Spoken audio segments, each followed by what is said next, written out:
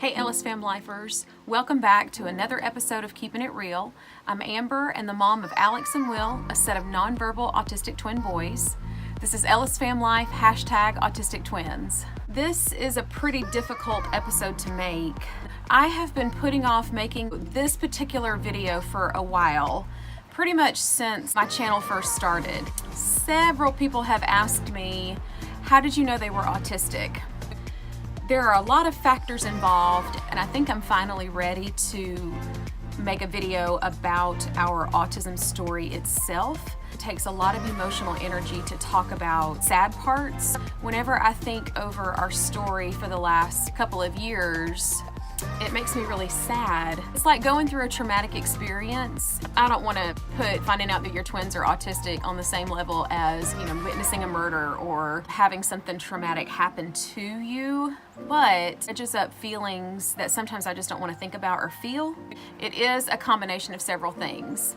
I wanted to do the video justice because our story is a big story to me. I tell a lot of fun stories about our twins and about our family, but this story carries the highest amount of importance because it is the story. How did we know they were autistic? I also knew that it was going to take a long time. It takes an act of Congress for me to sit down and actually make a video. No, there's a lot going on in our house.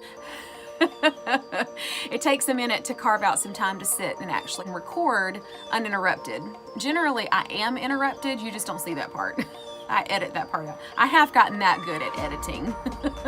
And I know the story is coming, but it's taken me a while to work myself up to it. I'm gonna break this up into several parts and try to give you some examples to show you how we knew that they were autistic. Let me start at the very beginning. We are the Ellis family. Frank and I were married in 1998. As of the recording of this video, this is our 20-year wedding anniversary. We had Frankie, who is now 17. 3 years later, we had Steven, who is 14.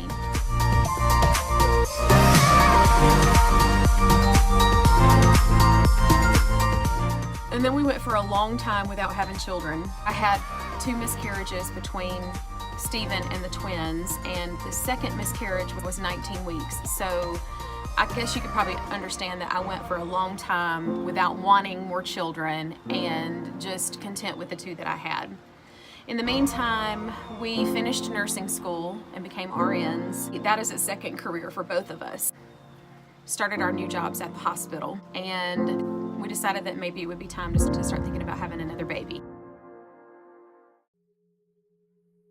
And at the time, we wanted a girl. So instead of having a girl, we had 2 more boys.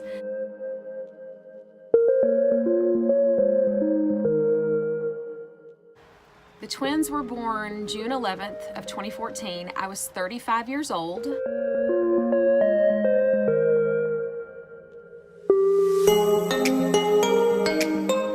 And let me think about anything significant during my pregnancy. I did take Wellbutrin, which is an antidepressant. I literally did have 1 glass of wine while I was pregnant.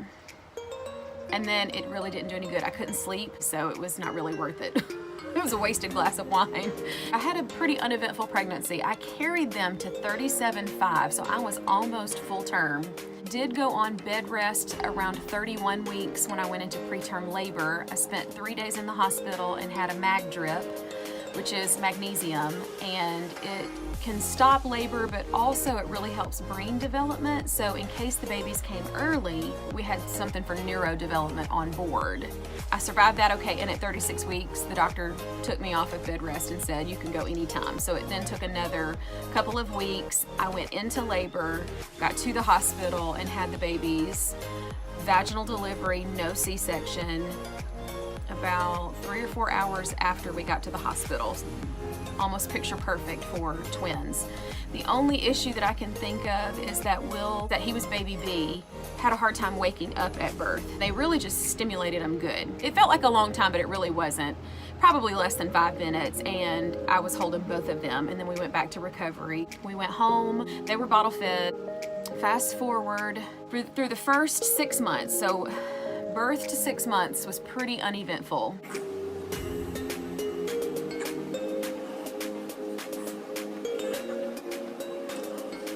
Alice, what are you doing? What are you doing? Are you being a sweet boy? You are. Yes, I see that sweet boy. Yeah.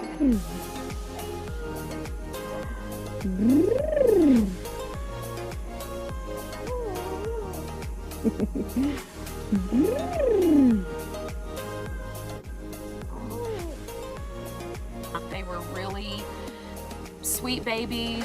Everything seemed normal.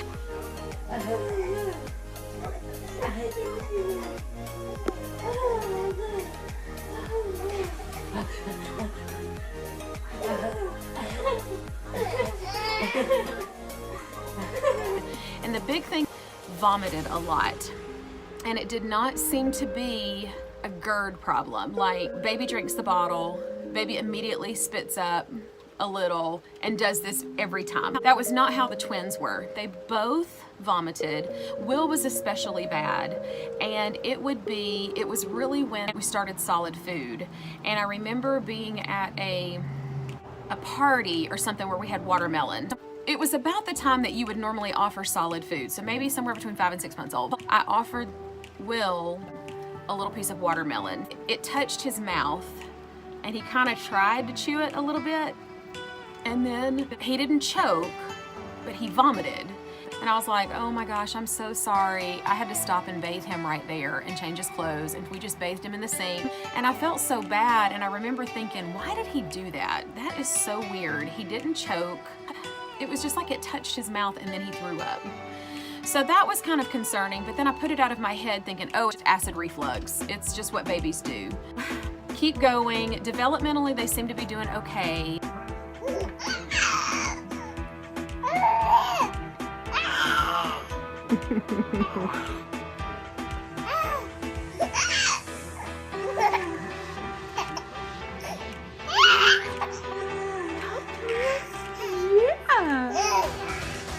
Oh my goodness.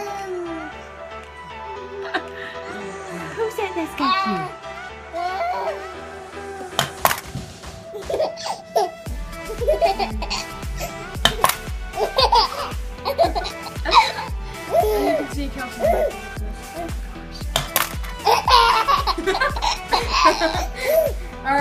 You know, around a year, they started trying to walk, but they walked kind of late, maybe like 14 or 15 months old. And I remember they crawled at a normal time, maybe around 9 or 10 months old, kind of maybe a little bit late, but not a lot. He's dragging that gimp leg. You are hilarious, son.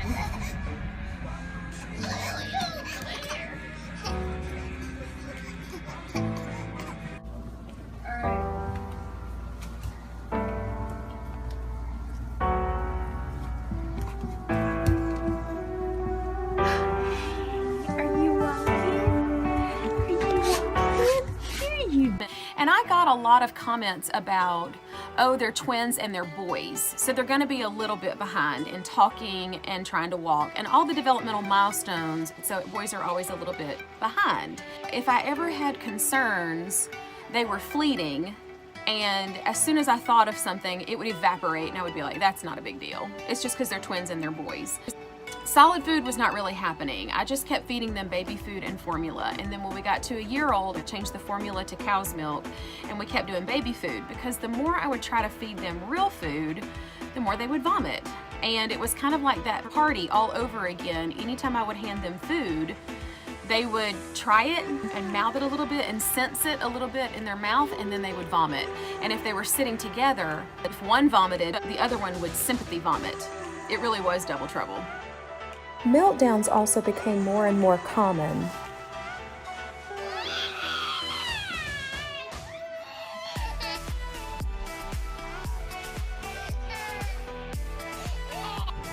But we had lots of happy moments too.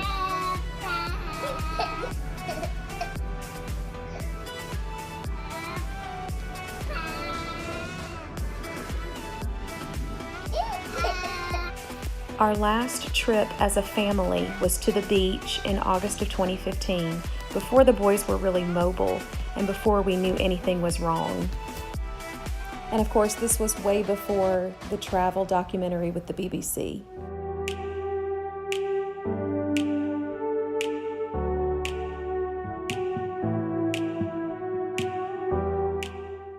And even though developmentally I knew they were behind and that there was something wrong, at the same time, these boys brought us so much joy.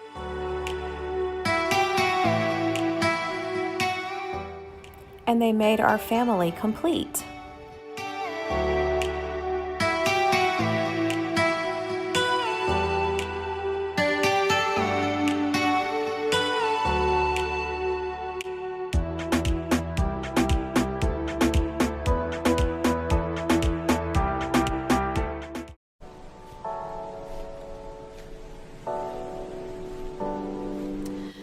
So then we get a little bit older, 15, 16, 18 months old.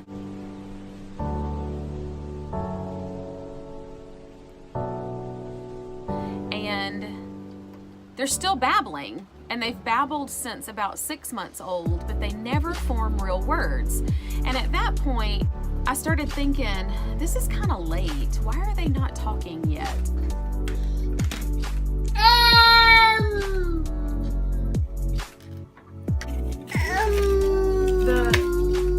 What their dreams meant, because they both dreamed on the same night. And then, like 2 years later, they had a dream about there were 14 cows, 7 of them were rotting, and I would ask different people who had boys, and they would say, oh, it's boys. Boys don't talk as early as girls do, or they don't talk on time. And I'd be like, okay, well, they're just boys. And twins. Twins are always a little bit developmentally delayed. You're a big boy. That's a good job. That's a good job. Yay. I like it. Good work.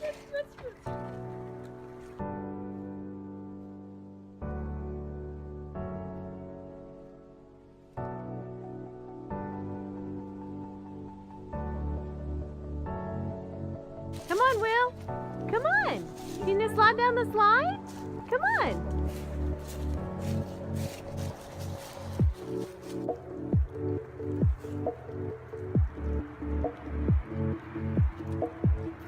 Do you like the way that feels against your head? Does it feel funny against your head? feels cold and wet.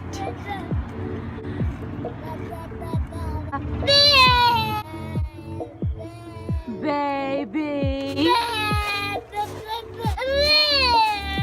And I cannot tell you, if I had $1 for every time someone said, but they have their own language and they talk to each other, right?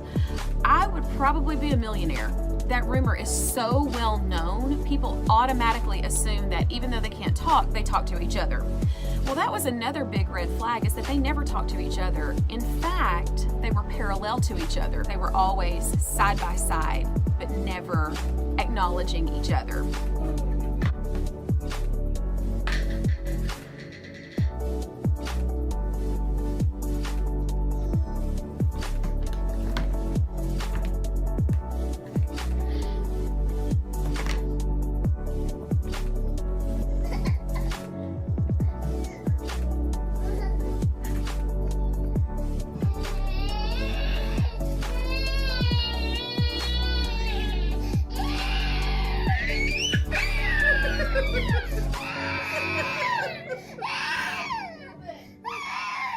Little kids often do play parallel to each other. You know, sometimes toddlers will, fight, everybody wants the same toy. And then another red flag that I noticed is that they never made eye contact. They made eye contact really well about the first 9 months of their lives. Mom.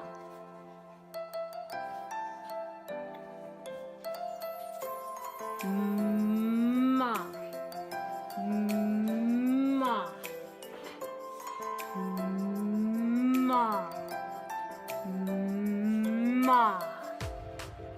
Do it? Can you do it? Yay!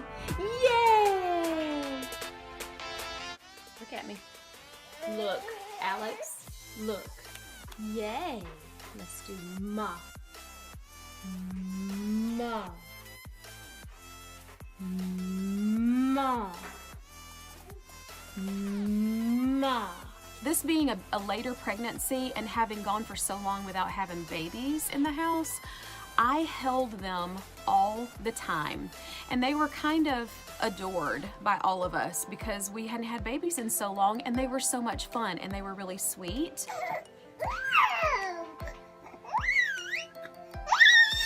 They're already fighting over the pussy. Oh, she's getting a kick out of that too. Give me my pussy back.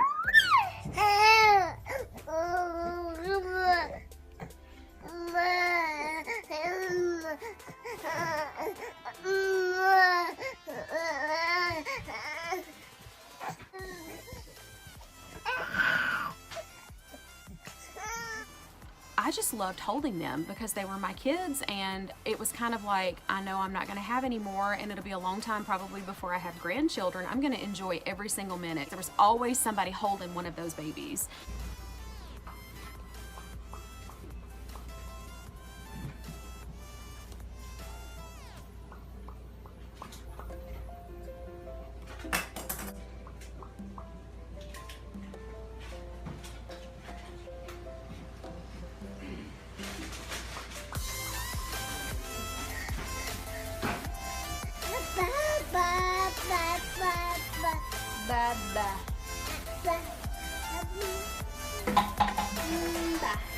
And I like to tell myself now that that's one reason why they do so well with us holding them, and they love to be held and hugged and cuddled. They're very loving, and I like to tell myself it's because we held them all the time. Like, their feet almost never hit the floor. All right.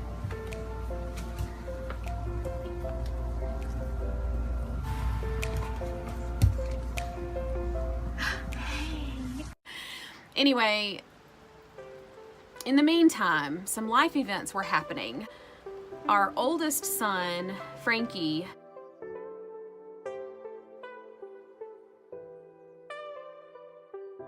we know now that he has a very rare muscle disease that less than 2,000 people in the world have, and it's a glycogen storage disease where he stores glycogen, but he lacks the enzyme to access glycogen for energy. That manifests itself in a condition called rhabdomyolysis.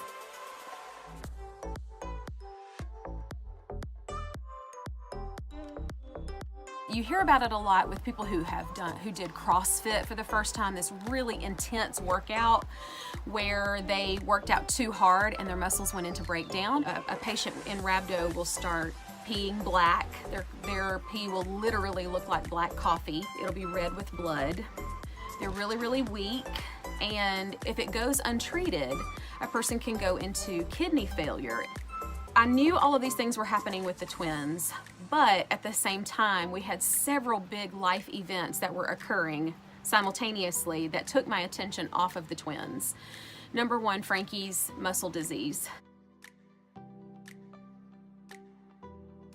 In the meantime, he kept going into rhabdo. He would literally get on a bicycle for 10 seconds and it put him in rhabdo.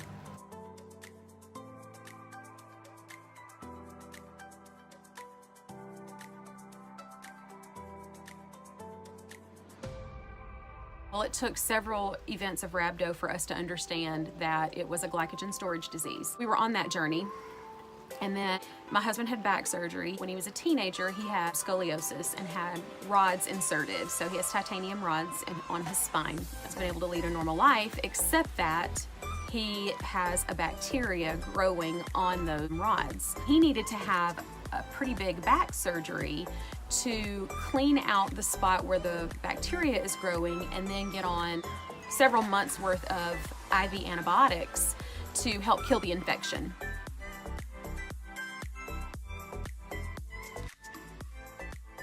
That was going on at the same time, struggling to figure out what was wrong with Frankie.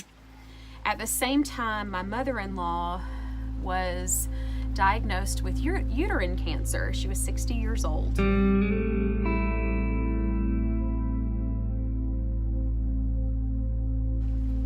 And she's a rock for us. We love Kathy. We were very close to her, and it was a blow to find out that she was diagnosed with uterine cancer. Well, being only 60 years old, we thought she's gonna beat it. It's gonna be fine. Radiation, chemo, radiation, surgery, more radiation, no chemo again, she can't do that again, surgery, radiation. We watched her decline over 2 years, and she passed away in March of 2017.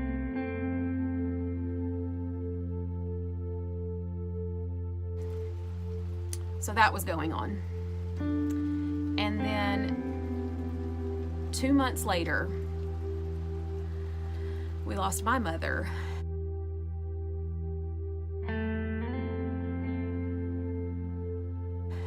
Who had been struggling with mental health all her life.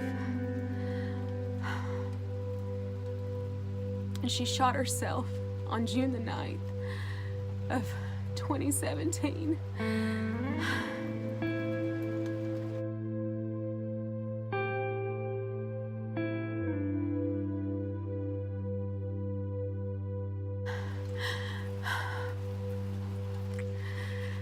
All of that. Oh, after my mother-in-law passed away, we moved in Frank's grandmother, who was 91 years old and was not able to take care of herself anymore.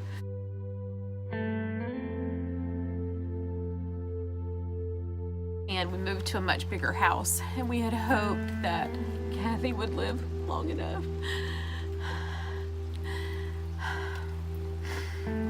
to live in this house with us. She spent one night and then she died.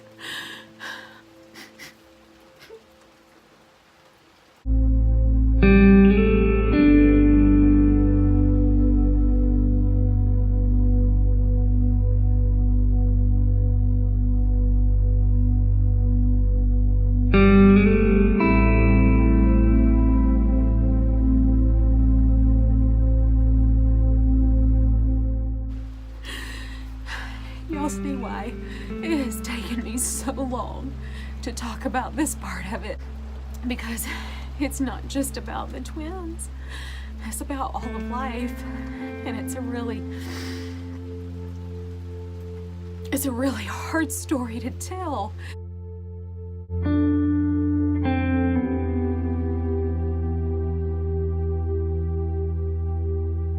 But I feel like y'all need to know it, so you know where we're coming from, and also so I can see how far we've come. Anyway, so we moved Mama in. So several large life events that were all taking place at the same time that I knew something was wrong with the twins. So randomly I would look at the twins and think, they're not doing that, or they're doing that. There are several other things that they were doing or not doing.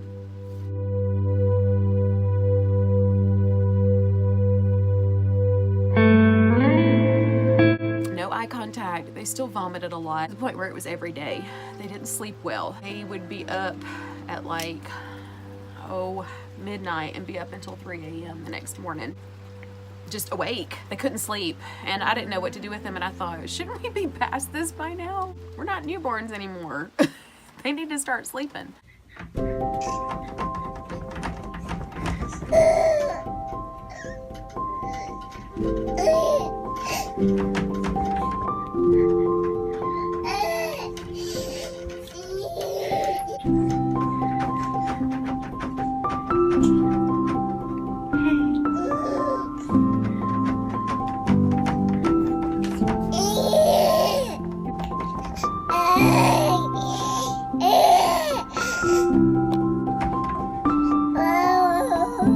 So the sleep was off, not talking, vomiting, and then they started doing little idiosyncratic things, like they would start humming a lot, like vocalizations, like ee, and different sounds.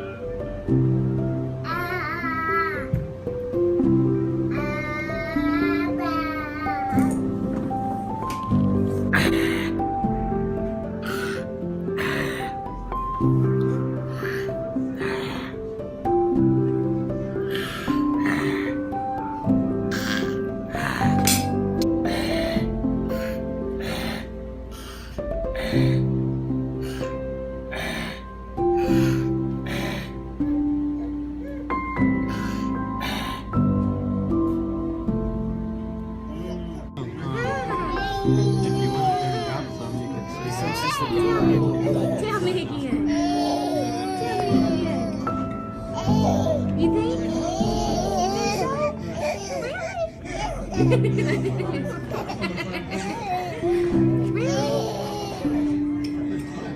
that how it is? Is that how it is? What's brother doing? But nothing ever turned into words, to the point where if there was ever a time when I thought they were going to start saying words, they started regressing from that. And I realized they're not talking and they're not going to talk. Car.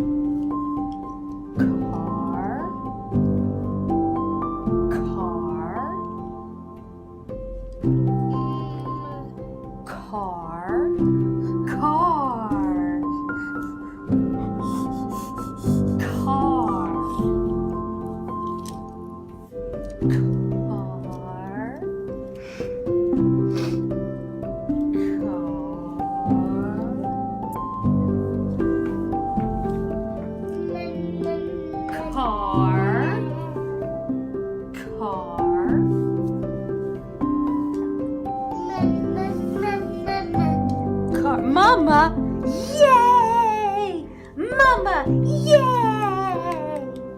Well, it got to the point where we went to the 2-year checkup with the pediatrician and we filled out that questionnaire where it says, is your child doing this? Is your child doing that? You know, is your child stacking blocks, and is your child pretending? Or when you point to something, does your child follow your hand or your pointed finger and look at whatever you're pointing at? And out of all of those questions for the 2-year-old survey, they were both doing nothing on that list.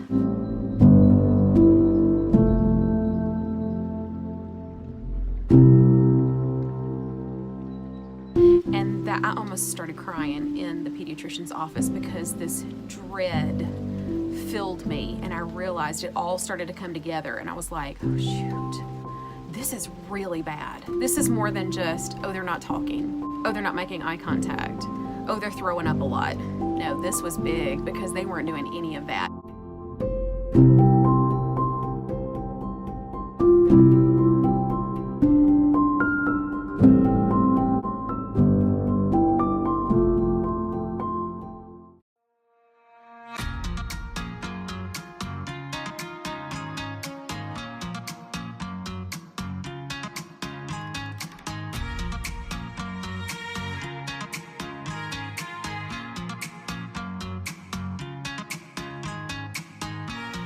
So we got into the pediatrician's office that day and she said, let's do some early intervention. That's a free service.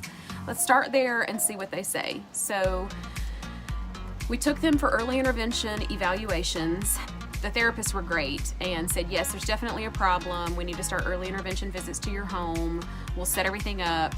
And I said, okay, good. We were finally doing something about it. Kind of this, dread in the back of my mind that had been growing over the past year up until that point.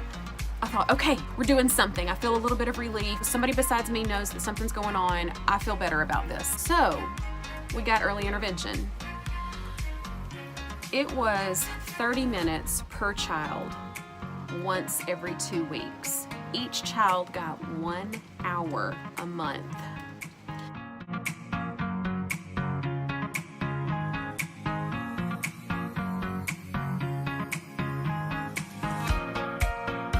And the therapists, as wonderful as they were, as much as I wanted to learn all of the play therapy techniques that early intervention was doing with my children in that 1 hour every month,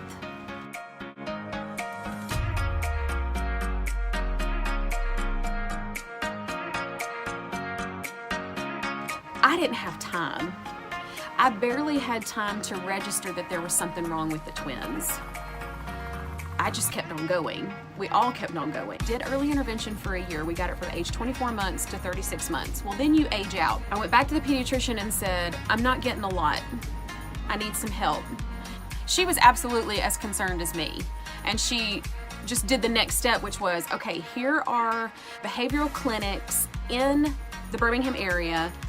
Here's the numbers, call each one, let them know what your insurance is, and start the application process in order to get in to be evaluated. Now, she said, I'm gonna tell you right now, everybody's got a long waiting list because there's way too many autistic children that need to be evaluated and not enough therapists to do it. I called all the different places, 6-month waiting list, 9-month waiting list, 12-month waiting list. I was so frustrated because by now I can tell there's something wrong. There is something so wrong.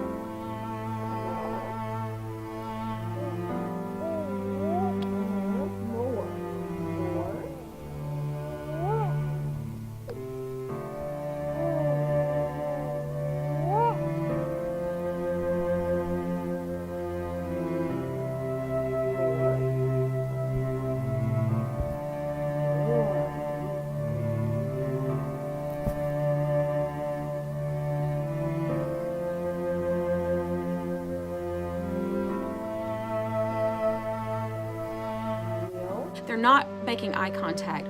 All they do is babble incessantly. They're up all hours of the night. They vomit every single day.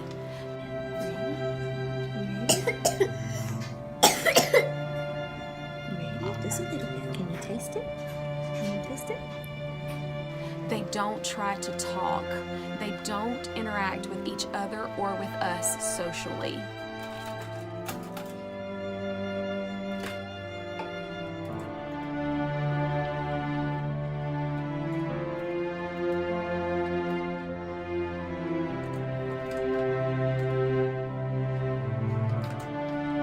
There's something really wrong.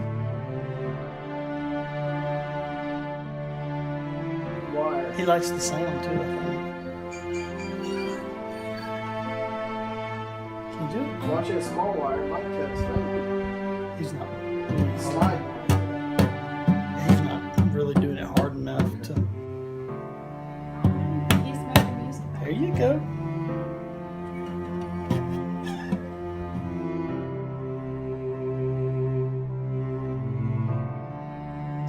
Do you want to build a snowman? You want to go watch Frozen? Say you want to build a snowman? Let's go build a snowman. Okay.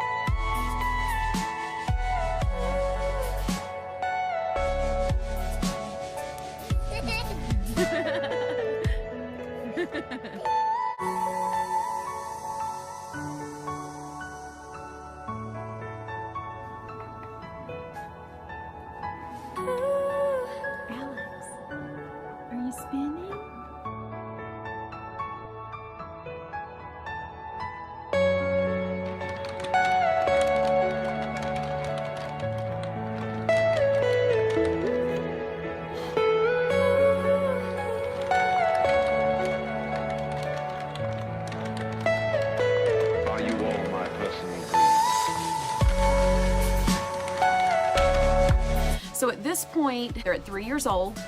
On top of the long waiting list, the copay alone just for the evaluation was going to be $1,100 for each kid. We couldn't afford it, and it was going to be $2,200 that we would have to pay at the front door to walk in and have the 4-hour evaluation for each kid, just for them to tell me that they're autistic. And I said, we can't do that. We can't do it. Randomly, I met one of the care coordinators at one of the particular clinics in a completely unrelated place. And we got to talking, and I said, my twins, I think they're autistic, they're nonverbal, they're not learning how to talk, they're not trying to talk, here's all the things that they're doing. And she said, they definitely sound like there's a problem. I said, we can't afford it. And she said, well, we have a sliding scale. We can probably knock off several $100s. Well, it was still gonna be about $500 per kid at the time. I couldn't do that. Well, in the meantime, Early Intervention contacted us because we're the Board of Education, where you're on their radar. They're trying to set up all these meetings. You got to come up with a care plan. You got to implement the care plan. You got to reevaluate the care plan. And their care plans are called IEPs, Individual Educational Plan, I think. But everybody just knows it as the IEP. And the IEP is crucial to that child because that is that child in a nutshell. Where they are, what they're lacking, and what they need in order to progress. So Early Intervention said, hey, you're about to age out. We age out at 36 months. Can we have a meeting? Because it's all about the meetings. Linda, if you're watching this, I know you're laughing because we always laugh about the meetings. There are so many meetings. And do you understand how complicated my life is with the sick people in my life that I'm taking care of? Anyway, everybody was truly understanding. It was not nearly as bad as what I'm making it sound. And sometimes we just took it 5 minutes at a time, because that's all you can do. Anyway, so the Early Intervention transitioned us to the Board of Education. At this point, I was already beating my head against a brick wall because we didn't have the money to go through the medical route and go through one of these behavioral clinics. She threw me a lifeline. The Early Intervention representative said, if you go through the Board of Education, it's free. They don't receive a medical diagnosis, but they get the same evaluation by someone who is a licensed autism evaluator. A licensed therapist can make the same diagnosis from an educational standpoint, and you can get your services through the Board of Education with them going to school.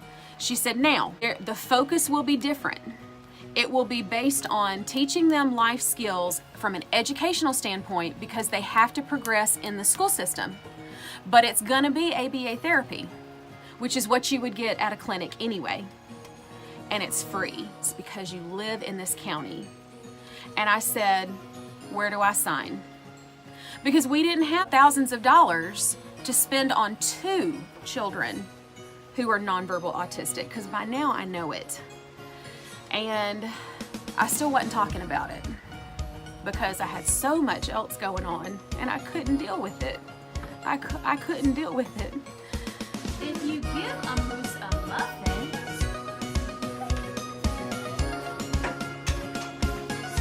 he'll want some of the jam to go with it. So you'll bring out your mother's homemade blackberry jam. When he's finished with the muffin, he'll want another. And another.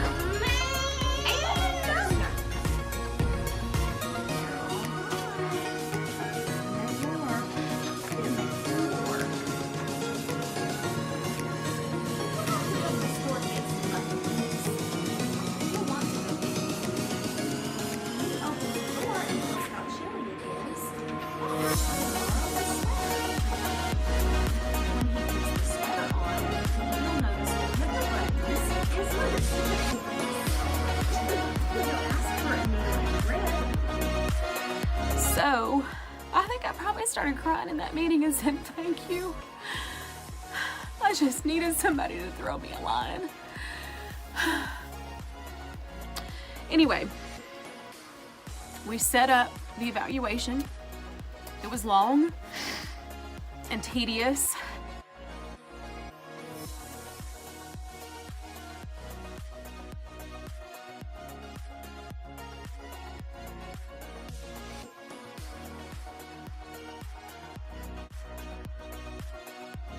But the boys are so sweet. That was the other symptom that I forgot to mention, is all the meltdowns. So many meltdowns, so no coping. And not like, you know, if you have an autistic child, you know it's not a temper tantrum.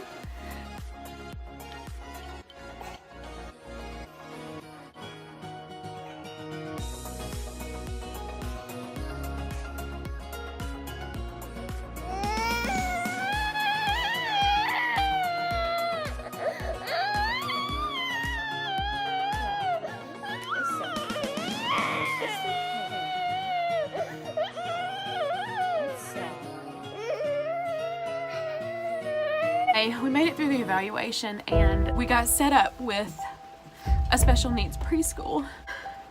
That was hard enough to admit because I had convinced myself that they were just delayed and that they would get better. It's just going to take them longer.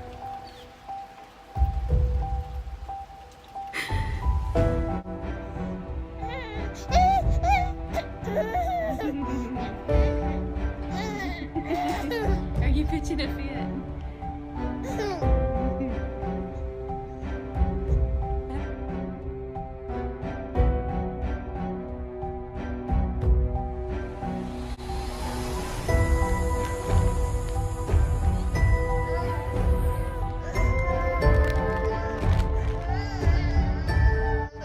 They went to school for a year from the time they were 3 years old. They turned 3 in June, started school in September, finished school in May, and that whole year they did not progress at all. No words, no using the iPad, no picking pictures from a wall.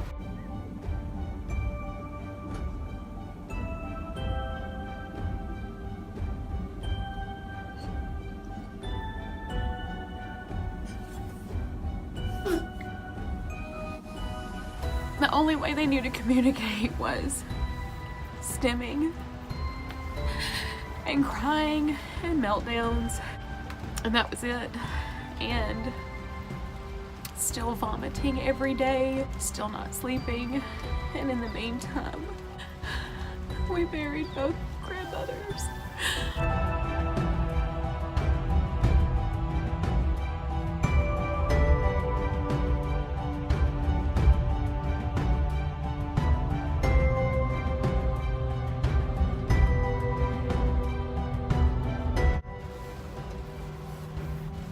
And we just kept putting one foot in front of the other. And I didn't talk about it. I didn't tell my friends, maybe only 2 or 3 people close to me and my husband knew how bad it was and how they had not progressed. But the rest of the world didn't know. And we just pulled away and stopped going out. I didn't take them places. I didn't want to have to explain them or make excuses for their behavior. And I had not even admitted it to myself that they're nonverbal autistic.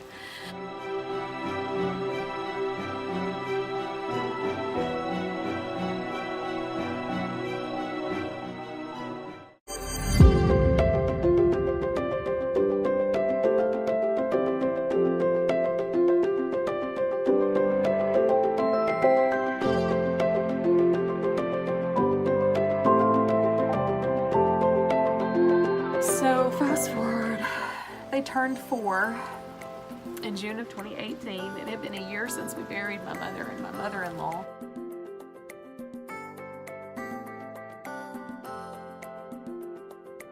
I was starting to come to grips with the fact that they weren't getting better. From January of 2018 until about July or August of 2018, I became obsessed with fixing them because I finally admitted to myself that there was something wrong. So I just lived on my phone, you know, because your phone is your computer and you can do all your research from your phone. Article after article, I convinced myself that if I could fix their gut and their dietary problems, that they would magically start talking.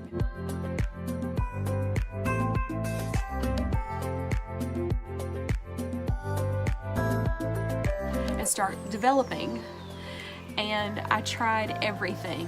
Keto, as an aside, Frankie, my oldest son, Because of his glycogen storage disease, he basically doesn't metabolize carbohydrates. He can't use carbohydrates for energy. It's a neuro disorder. The nebulous they, already knows that neuro disorders like epilepsy, the symptoms improve very well when you utilize a ketogenic diet, which is high fat, no carbs, and medium protein. Well, Frankie thrives on a keto diet. And I thought, well, why not try it with the twins? What if it's neuroinflammation? What if that's causing their autism? Then let's calm the brain down and cut out carbs. That was the most miserable 2 months of my life. That was January and February of 2018, and I will never do that again. All of the things that are going on in our life, and I stopped the world to do food prep. Keto diet is a great diet if you do it right. And there's a whole, you can talk for 10 hours about keto. It works for Frankie. From a medical standpoint, medically, he needs to be in ketosis. That's his optimal living point, is being in keto. There is so much food prep involved with keto, especially when you have 4 children, and I can't maintain it. If I did not work and all I ever did was food prep, number one, I wouldn't be able to afford the food because I wouldn't be working, so I couldn't afford it. Number two, that's all you ever do is food prep. Well, food became my hobby. So once we finally figured out that ketosis wasn't doing it, then I thought, well, let's do gluten-free and casein-free. Well, fast forward to, what is it now? December of 2018, a year later. Goldfish is one of the 10 things that they will eat. Cheez-Its. I just gave up and threw that towel in and said, I can't sustain it.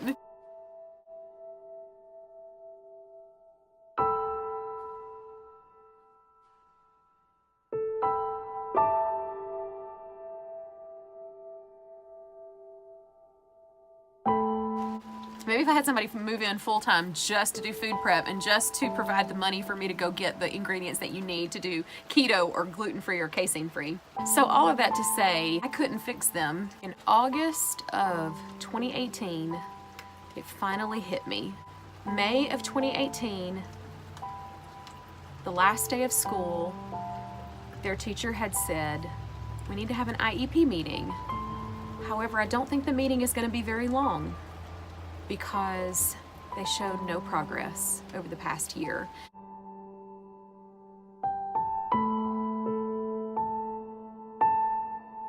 She was just as puzzled as I was. They didn't progress. That IEP is gonna look exactly the same for the new year. And so I went home in May extremely depressed, despondent, in despair. What can I do? Why can't I fix them?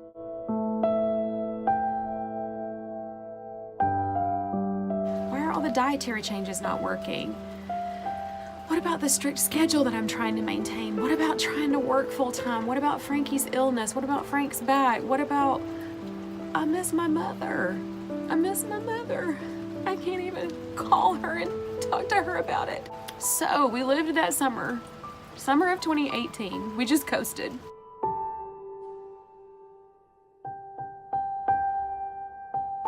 I quit worrying so much about food. I was still kind of trying to stay gluten-free, but it was hit or miss. And then the end of August of 2018, I took them for the first day back to school.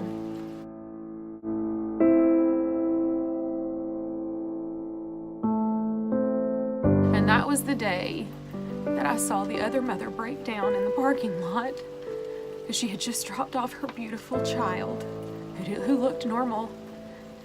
And I realized her baby's not normal either. And I just wanted to touch her on the shoulder and say, sister, I totally get you. And I am so glad that we're at school right now, because I'm about to get 6 hours of free time. I can go take a nap if I want to. And I'm not doing any food prep, dang it. I'm not doing any food prep. Anyway, that was the day that I posted that video on Facebook.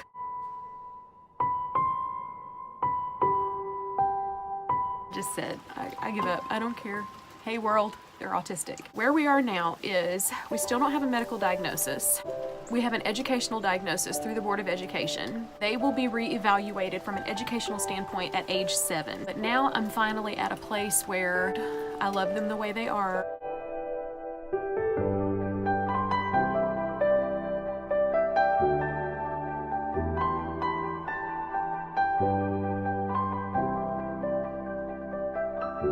There worth to me does not lie in whether or not they can talk. Those are the children that God gave me. Those are the children, the way they are right now, who I am supposed to be loving and taking care of and raising.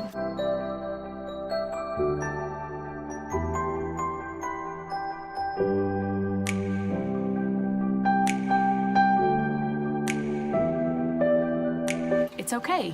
And when the sadness hits me, I have to just stop and cry. Y'all know, you just have to stop and cry. And there is no, oh, don't cry, it'll get better. It's not gonna get better. You just have to grieve. Just like I grieve my mother and my mother-in-law, I have to grieve that loss of expectation. I expected them to be normal. What do I do with twin 14-year-old boys who are hormonal and angry and outbursts, and it's gonna get a lot more difficult. My 14-year-old right now is 6 feet tall. Is that how the twins are gonna be? I don't know. I just know that I'm gonna have to take it 5 minutes at a time sometimes. It's kind of our journey so far. I don't wanna leave you with no hope. Like, we really are okay. We just keep putting one foot in front of the other and keep doing our thing.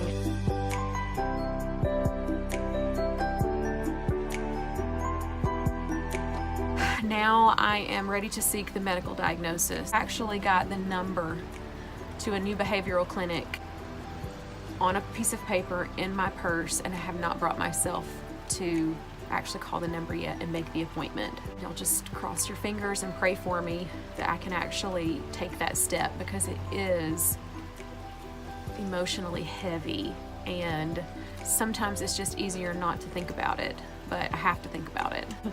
I have to go do it. I've got to go do it. I've got to go make that call. So anyway, that's where we are right now. They're 4 years old as of the recording of this video.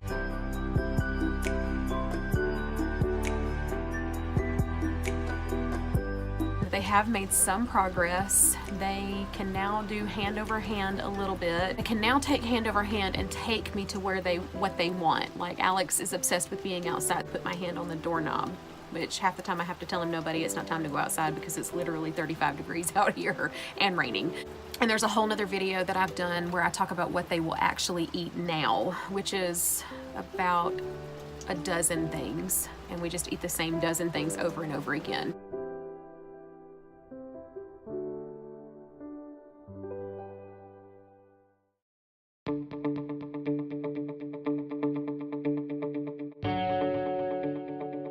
That's our story. That's how I knew they were autistic, and hopefully you can see all the examples. So thanks for watching. If you like our channel, if you've run across us, if you enjoy our videos, hit that like button, hit the notifications bell so you don't miss a single episode. I release my videos on Wednesdays and Saturdays. If our story resonates with you, click share and get our message out there. I want to raise awareness for what it's like to raise autistic nonverbal twin boys, that it can be a good thing, that it can be fun and exciting, exhausting and tedious, and blessed. And it's a blessed life. Leave me a comment.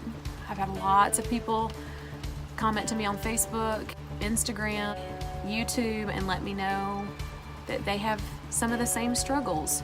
I've got a set of twins that are autistic nonverbal.